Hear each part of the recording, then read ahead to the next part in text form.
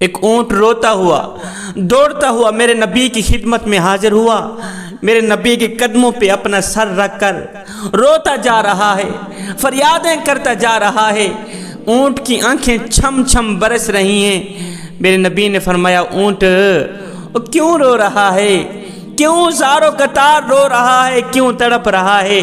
اس اونٹ نے کہا، آقا آپ کے پاس مالک کی شکایت لے کر آیا ہوں، فریاد لے کر آیا ہوں، اندر دکھوں کے انبار لگے ہوئے ہیں، سینے کا بوجھ ہلکا کرنے آیا ہوں۔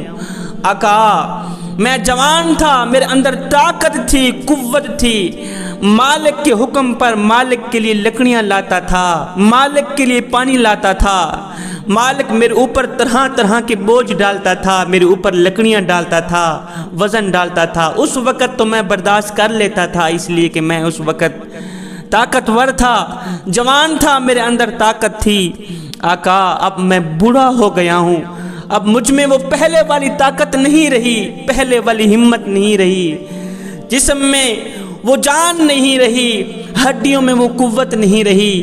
آقا فریاد کرنے آیا ہوں، آپ میرے مالک کو بلا کر انہیں سمجھائیں، اور نادان تو اپنے بوڑھے اونٹ کے اوپر اتنا بوجھ ڈالتا ہے، وہ پہلے والی جوانی نہیں رہی، پہلے والا خون نہیں رہا۔ یہ اونٹ آقا کریم کو اپنی فریادیں سنا ہی رہا تھا، مالک کی شکایتیں سنا ہی رہا تھا۔ ادھر سے اونٹ کا مالک بھی اونٹ کو تلاش کرتے کرتے دوڑتا دوڑتا آ نکلا، میرے نبی کی خدمت میں حاضر ہوا، دیکھا اونٹ آقا سے فریادیں کر رہا ہے، کچھ باتیں کر رہا ہے، اونٹ کی آنکھیں چھم چھم برس رہی ہیں۔ مالک نے کہا، آقا میں تو کافی دور سے اس اونٹ کو تلاش کر رہا ہوں۔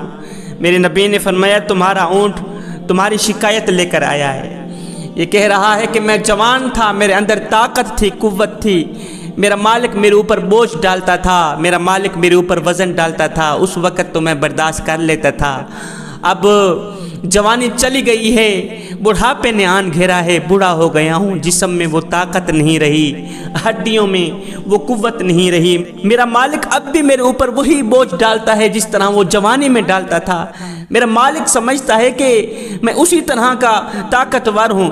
اب تو مالک نے پلان یہ بنا رکھا ہے کہ وہ مجھے ذبح بھی کرنے والا ہے۔ اس مالک نے کہا، آقا بالکل یہ اونٹ سچ کہہ رہا ہے، جانوروں کی بولیاں جاننے والے نبی، جانور بالکل سچ کہہ رہا ہے، واقعی میرا پلان یہی ہے، میں اس کے اوپر وزن بھی ڈالتا ہوں، بوجھ بھی ڈالتا ہوں، اور میں اسے ذبح بھی کرنے والا ہوں۔ میرے نبی نے فرمایا، میاں تیرے اونٹ کی قیمت کتنی ہے؟ کہا، آقا جتنی آپ دے دیں۔ میرے نبی نے وہ اونٹ خرید لیا، اونٹ کو کہا، جا تو آزاد ہے، تو آزادی کی زندگی جی، تو آزاد ہے، اب تجھے کوئی ذبح نہیں کرے گا، تیرے اوپر کوئی وزن نہیں ڈالے گا۔ اب اونٹ نے جاتے جاتے ایک آواز دی، وہ آواز سن کر میرے نبی نے فرمایا، آمین۔ اونٹ نے دوسری آواز دی، دوسری آواز سن کر بھی میرے نبی نے فرمایا، آمین۔ تیسری آواز پر چوتھی آواز سنتے ہی میرے نبی نے فرمایا، آمین آمین کہتے ہوئے میرے نبی زاروں قطار رونے لگے، میرے کریم آقا کی آنکھیں چھم چھم برسنے لگی۔ صحابہ کرام نے پوچھا، آقا آج تو ہم کچھ عجیب ہی منظر دیکھ رہے ہیں، اے جانوروں کی بولیاں جاننے والے نبی، اتنا تو بتا دیں کہ جانور نے آپ کو کیا کہا ہے، اونٹ نے آپ کو کیا کہا ہے کہ آپ زاروں قطار رو رہے ہیں؟ میرے نبی نے فرمایا، جب میں نے اونٹ کو آزاد کیا، جا آزادی کی زندگی دی، جب میں نے اونٹ کو آزاد کیا تو اونٹ نے جاتے جاتے مجھے 4 دعائیں دی۔ پہلی دعا یہ تھی کہ اللہ آپ کے بھی خوف دور کرے جس طرح آپ نے میرے خوف دور کیے۔ یہ سن کر میں نے کہا، آمین۔ اونٹ نے دوسری دعا دی، اللہ تعالیٰ آپ کی امت کو دشمن سے ہلاک ہونے سے بچائے، میں نے کہا، آمین۔ اونٹ نے تیسری دعا دی، اللہ تعالیٰ آپ کی امت کو قحط سے بچائے، میں نے کہا، آمین۔ اونٹ نے چوتھی دعا دی، میں آمین کہتے ہوئے رو پڑا۔ اونٹ نے کہا، اللہ تعالیٰ آپ کی امت کو ایک دوسرے سے جوڑے رکھے، اللہ تعالیٰ آپ کی امت کو ایک دوسرے سے جوڑے رکھے، وابستہ رکھے۔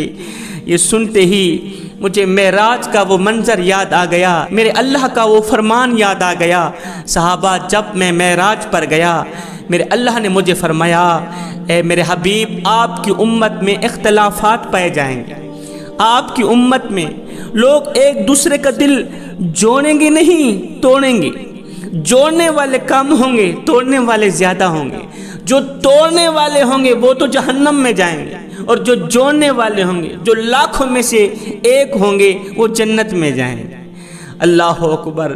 یہ سنتے ہی میں رو پڑا۔ میرے نبی نے فرمایا صحابہ، زندگی میں کبھی بھول کر کے بھی کسی کا دل نہیں توڑنا، کسی کا دل نہیں توڑنا، کسی کو رنج نہیں دینا، کسی کو غم نہیں دینا۔ آئے کسی کو دکھ دے کر، کسی کو تکلیف دے کر، کسی کو غم دے کر، کسی کو پریشانی دے کر تجھے کیا لگتا ہے کہ تو ساری زندگی ایسے ہی مسکراتا رہے گا؟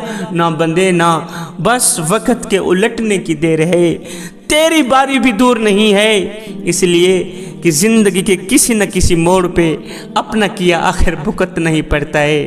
جوانوں، اگر کسی کو ایک پل کی خوشی نہیں دے سکتے تو نہ دینا، کوئی بات نہیں۔ کسی کو ساری زندگی کے لیے دکھوں میں بھی نہ ڈالو۔ اگر اپنے بوڑھے باپ کی چٹی داڑھی کا حیا نہیں کر سکتے تو کوئی بات نہیں، نہ کرنا۔ خدا را بوڑھے باپ کو بے عزت بھی نہ کرنا، بوڑھے باپ کو ذلیل بھی نہ کرنا۔ بوڑھے باپ کی، بوڑھے والدین کی اگر خدمت نہیں کر سکتے تو کوئی بات نہیں، ان کا اللہ ہی وارث ہے۔ خدا را بوڑھے والدین کو بے عزت نہ کرنا۔ زندگی میں کوئی ایسا کارنامہ سر انجام نہ دینا جس کی وجہ سے تمہارے بوڑھے والدین کی عزت کی پگڑی کسی کے پاؤں تلے نہ روندی جائے۔ میرے نبی نے فرمایا صحابہ، جو شخص صبح اٹھتے ہی ایک کام کر لے اس کے لیے جنت کے تمام دروازے کھول دیے جاتے ہیں۔ صحابہ نے پوچھا آقا وہ بابرکت کام کون سا ہے جو شخص صبح اٹھتے ہی کر لے؟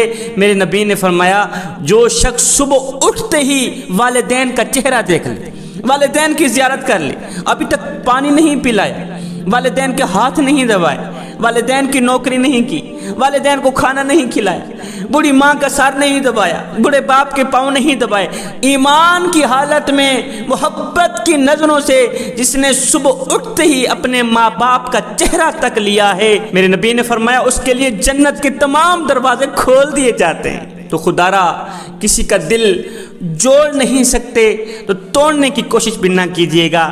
بوڑھے والدین کی خدمت نہیں کر سکتے، بڑے والدین کو عزت نہیں دے سکتے، تمہارا اپنا مقدر، خدا را اپنا نقصان نہ کیجیے گا، بڑے والدین کو بے عزت نہ کیجیے گا، بڑے والدین کا دل نہ توڑیے، نہ توڑیے۔ انشاءاللہ اللہ تعالیٰ تمہیں دنیا میں بھی کامیاب کرے، آخرت میں بھی کامیاب کرے۔ میں دعا کرتا ہوں مالک ہمیں حق سچ بولنے کی توفیق عطا فرما، مالک ہمیں بڑے والدین کی خدمت کرنے کی توفیق عطا فرما، بوڑھے والدین کی چٹی داڑھی کا حیا کرنے کی توفیق عطا فرما۔ مالک ہمیں نیک بنا دے، ہمیں ایک بنا دے، ہم سب کو وہ نیک کام کرا دے جس پر تو بھی راضی ہو جائے، تیرا میٹھا حبیب بھی راضی ہو جائے۔ فقیرانہ آئے صدا کر چلے، نمازی بنو تم دعا کر چلے، آمین ثم آمین، وما علینا الا البلاغ المبین۔